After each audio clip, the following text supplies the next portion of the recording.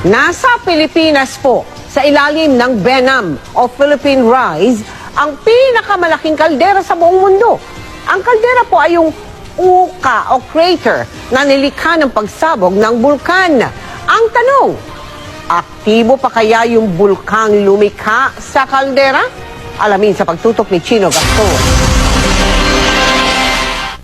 Ang pambihirang yamang dagat na makikita sa Benham o Philippine Rise gaya ng mga malawak na coral reefs at mamahaling commercial fish tulad ng bluefin tuna, bunga raw ng mga volcanic eruption na nagbuo ng volcanic plateau may 47 milyong taon na ang nakararaan. Nadiskubre nga rito ng New Zealand-based Pinay geophysicist na si Jenny Barreto at dalawang kasamahan ang kaldera o crater na iniwan ng isang underwater volcano.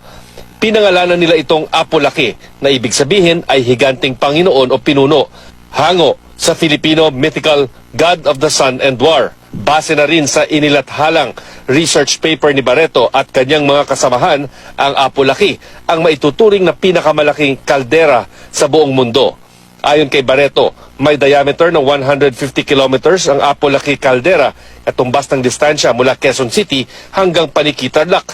Kasya rin sa loob ng Apo-Laki caldera ang higit 7 Taal Lake. Halos triple ang laki nito